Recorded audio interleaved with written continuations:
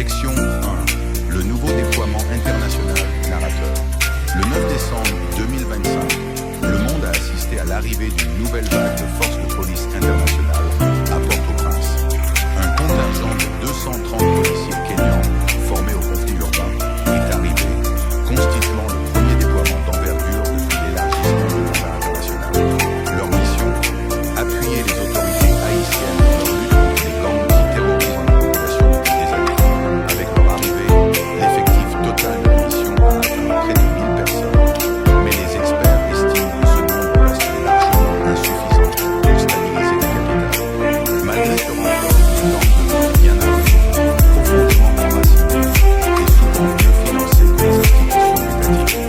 L'arrivée de ces policiers étrangers est un symbole d'espoir, mais aussi un rappel de l'ampleur de la crise. Section 2. La guerre des gangs s'intensifie. Alors que les forces étrangères se préparent à soutenir la police haïtienne, les gangs, eux, sont loin de reculer.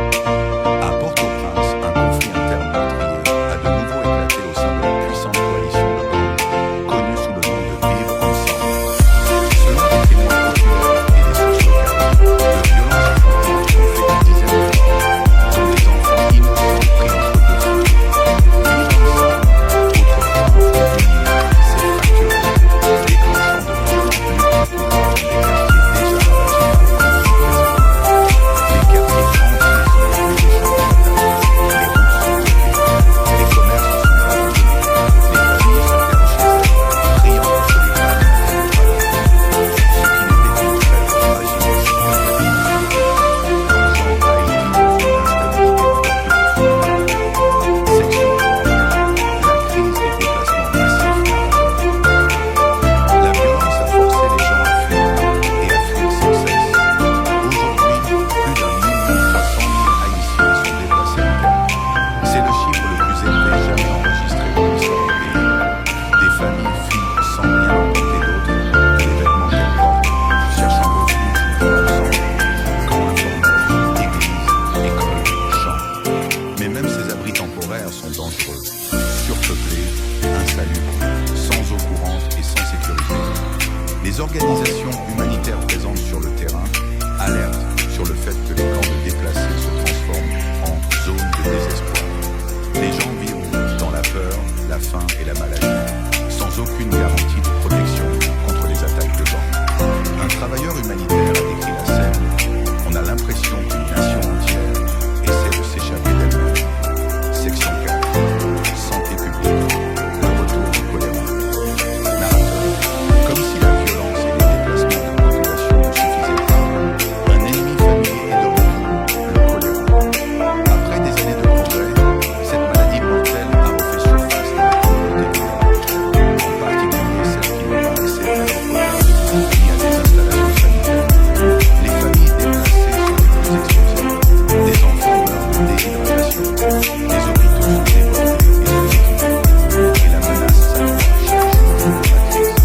Les experts de la santé préviennent que, sans intervention immédiate, l'épidémie pourrait se propager rapidement à travers le pays, ajoutant une nouvelle urgence humanitaire à une situation déjà insoutenable. Section 5. Un rare moment de fierté, combat reconnu par l'UNESCO narrateur.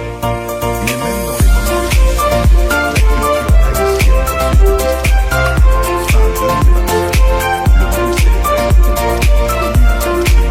culturel immatériel de l'UNESCO. Le combat n'est notre créativité haïtienne et bien plus que musique. C'est une danse, une identité, une fierté et la voix d'un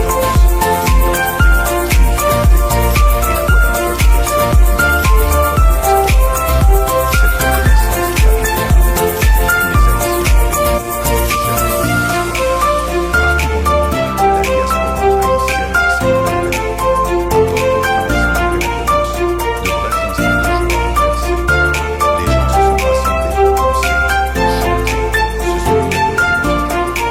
Cette victoire culturelle a rappelé que l'esprit d'Haïti est indomptable. Section 6. Quel avenir pour Haïti? Narrateur. L'avenir est incertain. Les forces internationales continuent d'arriver. Les coalitions de gangs continuent de se disputer le contrôle du territoire. Des millions de personnes restent déplacées et souffrent de la faim. Le choléra menace de se propager. La stabilité politique est encore loin d'être atteinte. Mais la résilience des Haïtiens est plus forte que jamais. Les communautés continuent de se reconstruire.